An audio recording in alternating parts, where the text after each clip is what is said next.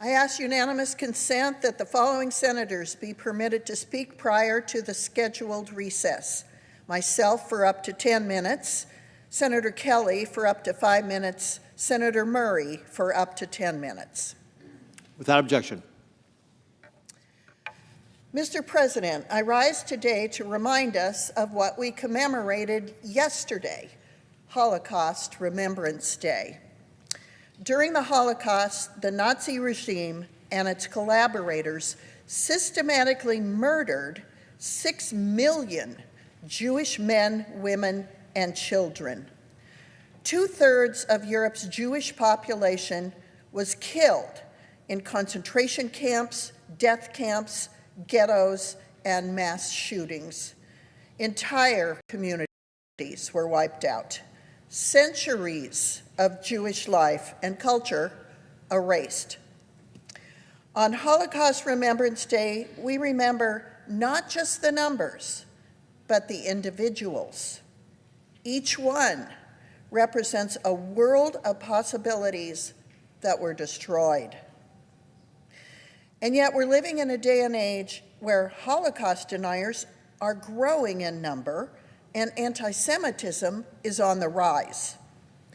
In 2024, the FBI recorded its highest number ever of anti-Jewish crimes, nearly 2,000 crimes, accounting for nearly 70% of all religiously motivated hate crimes. This is unthinkable and totally unacceptable. Jews make up only 2% of our U.S. population, yet they bear the brunt of religious-motivated violence. The U.S.-Israel relationship serves vital American interests.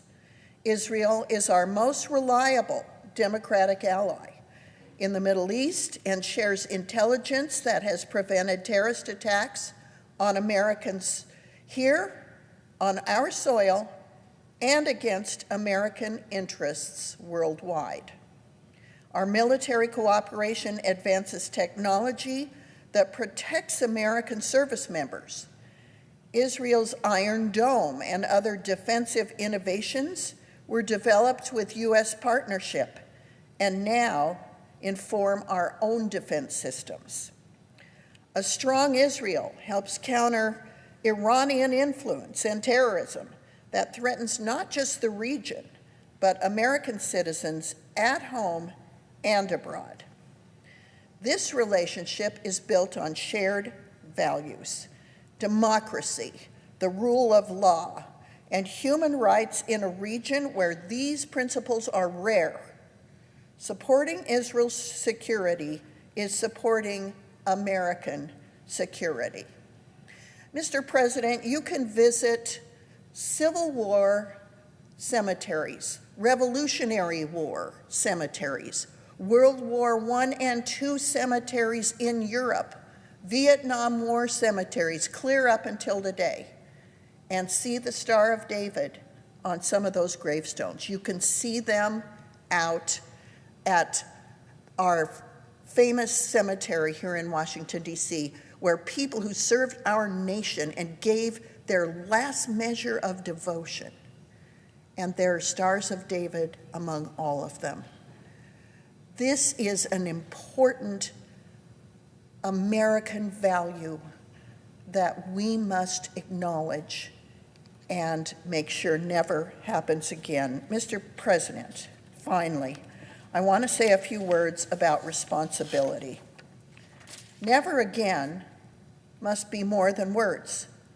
It must be a commitment backed by action. We must speak up when anti-Semitism rears its head on our campuses, our streets, and online.